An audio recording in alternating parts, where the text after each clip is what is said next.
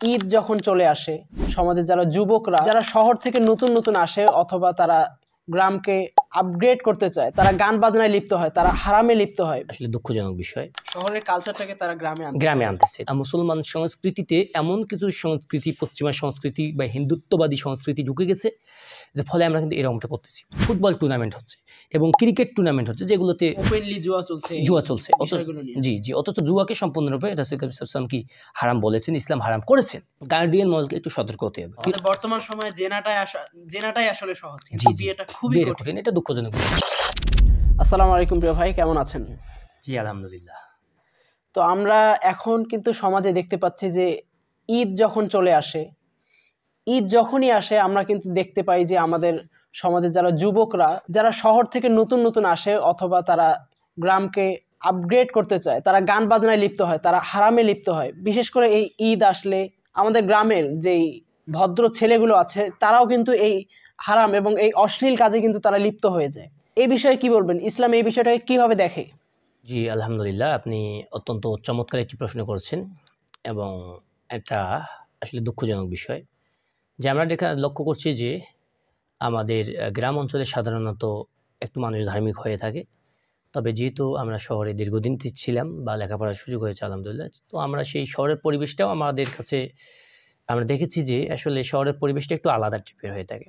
সমাজের মানুষ যদিও তারা জুমার সালাত আদায় করে, ঈদের সালাত আদায় করে, তাদের যে আনন্দটা ঈদের বিষয়ে বা যে বিভিন্ন ইসলামিক ক্যাটাগরির যে আনন্দ, তারা কিন্তু ইসলামিক ক্যাটাগরিতে না করে অন ইসলামিক পদ্ধতিতে আনন্দগুলো করে থাকে। তবে সেটা কিন্তু আসলে ওনারা ওটা বুঝতে পারে না যে এটা আসলে আমাদের ঠিক হচ্ছে কিনা। তো সেই সমস্ত ছেলেপেলেরা আজকে বর্তমানে দেখা যাচ্ছে গ্রামের ছেলেপেলেরাও বিভিন্ন শহরমুখী। তারা যখন শহর থেকে ফিরে গ্রাম অঞ্চলে চলে আসে, তো শহরের মধ্যে থেকে যে তাদের কৃষ্টি কালচারটা সেখান থেকে কিন্তু শেখা। তো এই বিষয়টা কিন্তু আপনি জানেন যে আসলে যখন একটা বিষয় আমাদের কনসেপ্টে ধরে নেয়, এই বিষয়টা কিন্তু আমাদের সবসময় ওইটাই কিন্তু আমরা ব্যবহার করি বা ইউজ করে থাকি। তো এই বিষয়টাকে ওরাও যখন গ্রামের মধ্যে আসে, ওরা মনে করে যে আমাদের এখানে কিন্তু পরিবেশটা তাই হবে। তো ওরা তখন ছেলেদেরকে নিয়ে গ্রামের সহজ সরল ছেলেদেরকে বুঝিয়ে বা এরকম একটা শহরকেন্দ্রিক পরিবেশ সৃষ্টি করে ফেলে। ফলে আমাদের সহজ সরল ছেলেগুলোও সেই পরিবেশের মধ্যে লিপ্ত হচ্ছে, শহরের কালচারটাকে তারা গ্রামে আনতেছে। তো আসলে আমাদের মূল কথা হচ্ছে শহর কিংবা গ্রাম। ইসলাম শহরও যেভাবে চলে, গ্রামেও সেভাবেই কিন্তু চলে। তো আসলে আমরা এই উভয়ে শহর এবং গ্রাম যে সমস্ত ভাইয়েরা বাস করতেছে সকলকেই আমরা বলবো যে আসলে ঈদ মানে হচ্ছে আনন্দ, ঈদ মানে হচ্ছে আলহামদুলিল্লাহ উদযাপন করা, ঈদ মানে হচ্ছে খুশি, ঈদ মানে হচ্ছে ভাগাভাগি করে নেয়া। হ্যাঁ, তো এভাবে আমাদের কি হবে, আমাদের ঈদের আনন্দটা রাসূল সাল্লাল্লাহু আলাইহি ওয়াসাল্লাম কীভাবে পালন করছেন, এরপর আমরা দেখবো সাহাবীগণ কীভাবে করছেন, বা তাবিঈগণ, তাবিঈগণ, বা আমাদের ইমামগণ, আমরা যে মাযহাবের ইমামদেরকে ফলো করি, তাদের ক্যাটাগরিতে তারা কোন ক্যাটাগরিতে ঈদ উদযাপন করছে, এটা কিন্তু আমাদের ফলো করার বিষয়। তো আমরা দেখা যাচ্ছে যে এই বিষয়গুলোকে ফলো না করে মুসলমান সংস্কৃতিতে এমন কিছু সংস্কৃতি, পশ্চিমা সংস্কৃতি বা হিন্দুত্ববাদী সংস্কৃতি ঢুকে গেছে, যে ফলে আমরা কিন্তু এরকমটা করতেছি। এবং আপনারা আরও জানেন যে ইসলামে কিন্তু 3 দিনই 40 দিনে এই বিষয়, এগুলো কিন্তু কোনো বিষয় জায়েজ না, সম্পূর্ণ নাজায়েজ। এবং এটা কোথা থেকে আসছে? হিন্দু কালচার থেকে আসছে। আপনারা যেটা জানেন ভদ্র সমাজের মানুষ, যে হিন্দুদের যে শ্রাদ্ধ আছে, শ্রাদ্ধ থেকে কিন্তু আমাদের 3 দিনের 40 এটা আসছে। অথচ আজকে দেখা যাচ্ছে মুসলমানরা এটাকে অত্যন্ত জাঁকজমকভাবে আয়োজন করতেছে। কিন্তু আদৌ কি আমরা এটা কি ভেবে দেখছি কিনা, এটা ইসলামের সংস্কৃতিতে আছে কিনা, এটা কিন্তু ভাবিনি। ফলে আমরা করতেছি কিন্তু এটা। ঠিক এরকম বিষয় আছে, হিন্দুদের দুর্গাপূজাতে তারা আনন্দ উৎসব করে, 12 মাসে 13 পূজাতে বিভিন্ন আনন্দ উৎসব হয়। এই বিষয়গুলো কিন্তু আমাদের মুসলমান কিছু এই হিন্দুত্ববাদী সংস্কৃতি মুসলমান সংস্কৃতির মধ্যে নিয়ে আসছে। এবং আপনি আরও জানেন যে আমাদের এই বাংলাদেশটাও কিন্তু একসময় হিন্দুত্ববাদী ছিল বা হিন্দুদের রাজত্ব ছিল, এবং অধিকাংশ জায়গাগুলোর নামও কিন্তু এখন বাংলাদেশের হিন্দুদের নামেই আছে। তো এবং ব্রিটিশ এবং ইংরেজরা কিন্তু এই বাংলাদেশে শাসন করছিল, যারা বিভিন্ন জায়গায় তাদের মূল ভিত্তি ছিল তারা ইসলাম বিনষ্ট করবে এবং ইসলামকে পদদলিত করবে, ইসলামকে বিনষ্ট করে জমিন থেকে সরিয়ে দেবে। তাদের ইংরেজদের এটা ছিল মূল ভিত্তি। তো এই বিষয়ে এরা বিভিন্ন কাজ করতে গিয়ে মুসলমানদের মধ্যে কিন্তু সোনা পয়জানি ঢুকিয়ে দিয়েছে। তো আমাদের মুসলমানরা সহজ সরল, আমাদের বর্তমান মুসলমানরা কিন্তু ওই আমাদের সাহাবীদের জীবনী পড়ে না, তারা পড়ে বেগম রোকেয়ার জীবনী, তারা পড়ে বঙ্গবন্ধুর জীবনী, শহীদ জিয়া কোটায় কী করছে এই জীবনী। তো ভাই পড়ো, জেনারেলি তুমি পড়বা, তুমি শিক্ষিত হবা, তো আলহামদুলিল্লাহ। কিন্তু আমাদের মুসলিম যে যে সংস্কৃতি আছে, আমাদের সালাফদের জীবনী, সাহাবাদের জীবনী, রাসূল করিম সাল্লাল্লাহু আলাইহি ওয়াসাল্লামের জীবনী, তাদের কি ছিল এটা কিন্তু আমরা পড়ি না। আমরা মাদার তেরেসার কাহিনী বলতে বললে আমাদের কিন্তু একবারে মুখস্থ। এটা দুঃখজনক। তো আমাদের এই ইসলামী সংস্কৃতি না বোঝা, না পড়ার কারণেই মূলত অন্য সংস্কৃতি আমাদের সংস্কৃতিতে ঢুকে গিয়েছে, আমরা বুঝতেছি না। ফলে করে আছে। জি, জি। ফলে আমাদের কিন্তু বিভ্রান্তির মধ্যে আমরা পড়তেছি। আমরা মনে করছি ঈদ মানে আনন্দ। কি আনন্দ হবে? একটা গাড়ি ভাড়া করব, বড়, বড় ড্যাক ক্রয়, কি ড্যাক সেট বা বক্স সেট ক্রয় করব। এরপরে ওখানে আমাদের বন্ধু-বান্ধব থাকবে। মাথায় লাল কাপড় বাঁধবো, হাতে বাঁধবো। এভাবে বিভিন্ন ওই যে বিশাল, বিশাল অনেক বড়, বড় বাঁশি, মিউজিক নিয়ে আমরা রাস্তাপথে চলবো। একটু মানে গান বাজনার সঙ্গে মিশে যাব। 2 দিন 3 দিন, এদের ৩য় দিন দেখা গেল ভিন্ন জগৎ, স্বপ্নপুরী, বিভিন্ন জায়গায় ট্যুরে যাচ্ছে। ট্যুর যাওয়া ভালো, রাসূল করিম সাল্লাল্লাহু আলাইহি ওয়াসাল্লাম যেতেন, আল্লাহ যাইতে বলছেন। কিন্তু ট্যুরটা কীভাবে হচ্ছে দেখেন, হুবহু কিন্তু আমাদের বিপরীতটা হচ্ছে। তো আমরা বলবো আমাদের যে সমস্ত যুবক ভাইয়েরা এটা করতেছেন তাদেরকে পরিবর্তন হতে হবে। এটা কখনোই ইসলামী সংস্কৃতিতে ছিল না। বরঞ্চ ঈদ মানে আনন্দ, এটা ঠিক আছে। ঈদের আনন্দ সাহাবীরা করতেন। দেখেন সেই সময় রাসূল করিম সাল্লাল্লাহু আলাইহি ওয়াসাল্লামের যুগে আমাদের ছোট, ছোট যারা কৈশোর এবং যুবক ছিলেন, ওরা কিন্তু বল্লম, তীর যুদ্ধের খেলা খেলতেন ঈদের দিনে। তারা কীভাবে তীর খেলবে, তরবারি খেলবে, এরকমভাবে অনেক খেলাধুলা করতেন। তো মুসলমানদের কিন্তু আমাদের এটা হওয়া উচিত। আপনি ঈদের দিনে আপনি দৌড় প্রতিযোগিতা দেন, আপনি কাঠ দিয়ে তরবারি তৈরি করেন, তরবারি দেন, আপনি তীর তৈরি করে আপনি হাত সহজভাবে তীর জন্য নিক্ষেপ করা যায়, এরকমভাবে খেলাধুলা করেন, এটা কিন্তু জায়েজ আছে। কিন্তু এটা না করে কি হচ্ছে, আমাদের ফুটবল টুর্নামেন্ট হচ্ছে এবং ক্রিকেট টুর্নামেন্ট হচ্ছে, যেগুলোতে অনেক বড় ব্যাপক আয়োজন করা হচ্ছে বাজির, যেটা সম্পূর্ণ হারাম এবং আন্তর্জাতিক হারাম, এগুলো চলছে। তো আমরা আসলে আমাদের ইমানের ঘাটতির কারণে এমনটা হচ্ছে, আমরা বলবো ওপেনলি জুয়া চলছে। জুয়া চলছে। জি, জি। অথচ জুয়াকে সম্পূর্ণরূপে রাসূল করিম সাল্লাল্লাহু আলাইহি ওয়াসাল্লাম কি হারাম বলেছেন, ইসলাম হারাম করেছেন, আল্লাহ পাকও তাই ঘোষণা দিয়েছেন। তো এগুলো আমাদের প্রতিকার করা দরকার, এগুলোর পরিবর্তন আনা দরকার। তো আমরা বলবো যে আমাদের যুব সমাজকে এগুলো থেকে ফিরে আসতে হবে।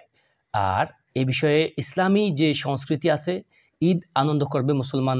আমার বন্ধু কি ক্রয় করলো, আমি পাঞ্জাবি ক্রয় করলাম, পায়জামা ক্রয় করলাম, ভালো ভালো সুন্দর পোশাক করলাম, আমার পাশের বাড়ির ছেলেটা ক্রয় করতে পারলো কিনা, একজন এতিম আছে আমার এলাকায়, সে কিছু ক্রয় করতে পারলো কিনা, একজন হতদরিদ্র মিসকিন আছে, সে কি করলো, সে রোজা রাখতে পারতেছে কিনা, সে কোরবানি দিবে বা কোরবানির মাংস ক্রয় করতে পারলো কিনা, এই বিষয়গুলোকে কিন্তু ভাগাভাগি করে নেওয়া। ঈদ মানে আপনার ছোট বড়, এরপর আপনার কালো ফর্সা, ধনী গরিব, স্বাধীন পরাধীন, সব মানুষ এক প্ল্যাটফর্মে এসে এক কাতার বুদ্ধি হয়ে আল্লাহর প্রশংসা করবে, মহত্ব বরত্ব ঘোষণা করবে। এটাই মূলত ঈদের আনন্দ। এরপর আপনি ভালো মন্দ খাবার খাবেন, ভালো আলহামদুলিল্লাহ, সমর্থ থাকলে পোশাক ভালো মন্দ ক্রয় করেন, এগুলো আনন্দের মধ্যে পড়ে ভাই, ক্যাটাগরি। আমি আমাদের 16-17টা ক্যাটাগরি আছে, আপনি এই কাজগুলো সুন্নাহ মোতাবেক করতে পারবেন। বিভিন্ন কাজ আছে, মুস্তাহাব কাজ আছে, তো আমরা এগুলো করার চেষ্টা করব। রাসূল করিম সাল্লাল্লাহু আলাইহি ওয়াসাল্লামের যে সুন্নাহগুলো ছিল ঈদ ব্যাপারে, এগুলো করবো ইনশাআল্লাহ। আমাদের ধারাবাহিক আলোচনা এগুলো আছে, ইউটিউবে আপনারা দেখে নেবেন। এবং আপনারা যদি বিষয়গুলোকে একটু ভ্রুক্ষেপ করেন, তাহলে আমরা আশা করি যে এই বিষয়গুলো ক্লিয়ার হয়ে যাবে। আসলে এই যুব সমাজ যে হারামে লিপ্ত আছে, এই যে গান বাজনার মধ্যে তারা মত্ত হয়ে আছে, এই যে ঈদের দিন তারা গান বাজনা করছে, এই যে তারা হারামের মধ্যে লিপ্ত আছে, এটা থেকে আমরা প্রতিকারটা কিভাবে পেতে পারি? জি, আলহামদুলিল্লাহ, আপনি সুন্দর কথা বলছেন যে আসলে এগুলো প্রতিকার হওয়া দরকার, পরিবর্তন আনা দরকার। এবং এটা প্রতিকার আমি যতটুকু মনে করি যে আসলে গার্ডিয়ান কিন্তু একটা ফ্যামিলিকে কন্ট্রোল করার জন্য মেইন ভূমিকা পালন করে। তো গার্ডিয়ান কারা? বাবা অথবা মা বা বড় ভাই, বড় বোন, তারা না থাকলে দাদা দাদি, তারা না থাকলে চাচা, যারা গার্ডিয়ান আমরা আছি, আমাদেরকে একটু সতর্ক থাকতে হবে। যেমন রাসূল করিম সাল্লাল্লাহু আলাইহি ওয়াসাল্লাম, উনি গার্ডিয়ান ছিলেন এবং উনি ওনার দরজার সামনে একটা লাঠি ঝুলিয়ে রাখতেন। এমনটাও আমাদের হওয়া উচিত, কারণ আমরা যদি এমনটা করতে না পারি, তাহলে আমাদের ভবিষ্যৎ প্রজন্ম দিন দিন অধপতনের দিকে চলে যাচ্ছে এবং ইসলামী সংস্কৃতি হারিয়ে যাচ্ছে। অন্য বিধর্মীদের সংস্কৃতি, পশ্চিমাদের সংস্কৃতি আমাদের ইসলামের মধ্যে ঢুকে যাচ্ছে। এবং শুধু তাই নয়, এর ফলে কিন্তু আমরা জানি যে আমাদের সন্তানাদি যে গুনাহগুলো করবে বা হারামে লিপ্ত থাকবে, এর একটা অংশ, এর গুনাহের একটা অংশ কিন্তু আপনার আমার আমলনামায়ও চলে আসবে। তো এটা যদি আমরা না চাই এবং আমরা যদি চাই আমাদের সন্তানরা ইসলামী বিধিবিধান মোতাবেক চলবে, ইসলামের ওপরে থাকবে, তাহলে আমরা কি করব? গার্ডিয়ান মহলকে একটু সতর্ক হতে হবে। কীরকম সতর্ক? তারা ঈদের দিন লক্ষ্য করবে তাদের সন্তান কী ধরনের আয়োজন করছে। যদি তারা দেখে যে না কোনো মন্দ আয়োজন করতেছে, তাদেরকে বাধা প্রদান করবে এবং কোনোভাবেই হেল্প করবে না। যেমন আমরা কি করি, আমরা বলি আব্বু আজকে তো আমরা অমুক জায়গায় ট্যুরে যাচ্ছি, তাহলে আমরা 5,000 টাকা দিয়ে দিই। কিন্তু ট্যুরটা যাচ্ছে কোথায় যাচ্ছে, কীভাবে যাচ্ছে, এটা আপনি দেখেন। ট্যুরে যাবে ভালো কথা, কিন্তু যদি সেখানে আপনি গিয়ে একটু তাদেরকে সতর্ক করতে নেই, তোমার ট্যুরে যাচ্ছ ভালো কথা, কিন্তু এখানে গান বাজনা চলবে না। ঈদ মানে আনন্দ, ইসলামী আনন্দ। ইসলামী আনন্দের সঙ্গে কোনোভাবেই গান বাজনা চায় না, এটা সম্পূর্ণ আরাম ভাই, এটা আরাম, এটা বুঝতে হবে। তো আপনি ঈদ একটা মানে মুসলমানদের ঈদ হচ্ছে একটা মহা আনন্দের দিন, এইরকম আনন্দের দিনে আমরা যদি গান বাজনা বাজাই, তাহলে এটা কোনোভাবেই আদৌ কি মনে হতো যে এটা ইসলাম কোনো সংস্কৃতির মধ্যে আছে? না, সম্পূর্ণ হারাম। এরকম হারামের কাজে লিপ্ত হচ্ছে যারা, গার্ডিয়ান যদি সতর্ক থাকে, কঠিনভাবে যদি তাদেরকে বাধা প্রদান করে, তাহলে সন্তানরা কিন্তু ওই দিকে যাচ্ছে না। আমরা বলবো আমাদের যারা গার্ডিয়ান মহল আছে তাদেরকে একটু সতর্ক থাকতে হবে। সন্তানরা কীভাবে ঈদ উদযাপন করতেছে, বাইক আছে, বাইক নিয়ে কোথায় ঘোরাফেরা করতেছে, বিশেষ করে এই ঈদের দিনে কিন্তু গার্লফ্রেন্ড বয়ফ্রেন্ড এগুলো একটা মহামারীর অবস্থা তৈরি হয়। বিভিন্ন পার্কে, সেতুতে, বিভিন্ন নদীর ধারে এইরকম কাজগুলো হচ্ছে। তো এই দিকেও সাবধান থাকতে হবে। আমাদের সরলা বোনদেরকেও একটু সতর্ক থাকতে হবে যে বোন, তুমি হারামে লিপ্ত হইছো, তোমাকে পরিবর্তন হতে হবে। বিয়ের বয়স হয়েছে, আমাদের বিয়েটাকে সহজ করতে হবে ভাই। ঈদের আনন্দতে বলেন আর অন্য বিষয়গুলোতে বলেন, আমাদের বিয়েটাকেও কিন্তু সহজ করতে হবে। বিয়েটাকে সহজ করলে বিভিন্ন ধরনের ক্যাটাগরির গুণাগুলো থেকে আমরা বাঁচতে পারবো। আমাদের বর্তমান সময়ে জেনাটাই আসলে সহজ, কিন্তু বিয়েটা খুবই কঠিন। এটা দুঃখজনক বিষয়। এটাও আমি বলবো এটা আমাদের গার্ডিয়ানদের একটা ত্রুটি বা দোষ, যেটা আমরা খুব বিয়েটাকে একেবারেই নিম্ন চোখে দেখি, যেটা এখন না, এটা কী রকম, ঠিক আছে, যার ফলে আমাদের, যাই হোক ওর দিকে আমরা যাচ্ছি না। আমরা যে বলবো যে ঈদ ব্যাপারে যেগুলো হচ্ছে, আমাদের গার্ডিয়ান যদি সতর্ক থাকে, তারা যদি সন্তানদের উপর একটু টেক কেয়ার করে, আমরা আশা করি এগুলো চলে যাবে। আর আমাদের হতে হবে কি, এলাকার নেতৃস্থানীয় লোকদেরকে একটু বুঝিয়ে সতর্ক থাকতে হবে। আর আমি বিশেষ করে যারা যুবক ভাইরা রয়েছে তাদের উদ্দেশ্যে বলবো যে ভাই, যুবক তো সবাই নষ্ট না, 10 জন নষ্ট একজন ভালো। তো আমরা বলবো একজন যিনি ভালো আছেন উনি একটু উদ্যোক্তা হন, হয়ে ওই ওনার সঙ্গে আপনার সঙ্গে আপনি 10 জন ভাইকে অ্যাড করে একটা শক্তিশালী সংগঠন, অরাজনৈতিক সংগঠন, একটা কাফেলা তৈরি হন। এই কাফেলা কী করবে, 100 জনকে কন্ট্রোল করতে পারবে ইনশাআল্লাহ। তো তারা যদি দেখে যে সমাজে কোনো বিভ্রান্তিমূলক বা কোনো অনইসলামিক কোনো কাজ হচ্ছে, বা বিধর্মীদের সংস্কৃতি ইসলামের মধ্যে আনার অপচেষ্টা করা হচ্ছে, তখন তারা প্রতিহত করবে। এবং আশা করা যায় তারা যখন এটার প্রতিবাদ স্বরূপ কোনো কাজে লিপ্ত হবে, আমাদের সমাজের নেতৃস্থানীয় লোকেরা, আমাদের ইমামগণ, হুজুরগণ, সমাজের ভালো লোকেরা এবং গার্ডিয়ানরাও তাদের সঙ্গে ইনশাআল্লাহ ঐক্যমত পোষণ করবে বলে আমরা মনে করি। এরকমভাবেই আমাদের সমাজ থেকে এই অন্যায়গুলো, অনইসলামিক কৃষ্টি কালচারগুলো, অনইসলামিক যে সংস্কৃতিগুলো আছে, এগুলো দুর্বৃত্ত করা সম্ভব। এবং আপনি জানেন যে যেখানে সুন্নাহ থাকে সেখানে কিন্তু বেদাত ঠাঁই পায় না, আর যেখানে বেদাত এসে আশ্রয় নেয় সেখানে কিন্তু সুন্নাহ থাকে না, চলে যায়। মানে অন্ধকার থাকলে আলো থাকে না, আর আলো আসলে অন্ধকার থাকে না। তো ঠিক এভাবেই যখনই আপনি এই গুনাহের কাজগুলো প্রতিকার করতে যাবেন, সেখানে আপনি একটা ভালো কাজ দেবেন, যে তারা তো আনন্দ করবে। এখন তারা যে আনন্দ করে আসছে, আপনি বন্ধ করে দিলেন, তারা কিন্তু মানবে না। তো আর তাদের আনন্দটা যেন জায়েজমূলক হয়, ইসলামের রীতিনীতিতে আনন্দ হয়, এরকম কিছু ব্যবস্থা করে দিবেন। আনন্দের কৌশলটা যদি ভিন্ন হয়, জি, কৌশলটা ভিন্ন হয় এবং জায়েজ মোতাবেক হয়। তা আমাদের আনন্দের যে কৌশলগুলো আছে, আমরা ইতিপূর্বে যেটা বললাম, এইভাবে আনন্দগুলো আপনারা করেন। তো আলহামদুলিল্লাহ, আমরা তাহলে এভাবেই আমরা যদি আনন্দগুলো উদযাপন করতে পারি, তাহলে আশা করা যায় ঈদ কেন্দ্রিক এবং পবিত্র এই দিনগুলোতে যে অনইসলামিক কার্যকলাপগুলো হচ্ছে, এগুলো থেকে বেরিয়ে আসা সম্ভব হবে। আল্লাহ রাব্বুল আলামিন আমাদেরকে সঠিক সমঝ দান করুন। আল্লাহুম্মা আমিন।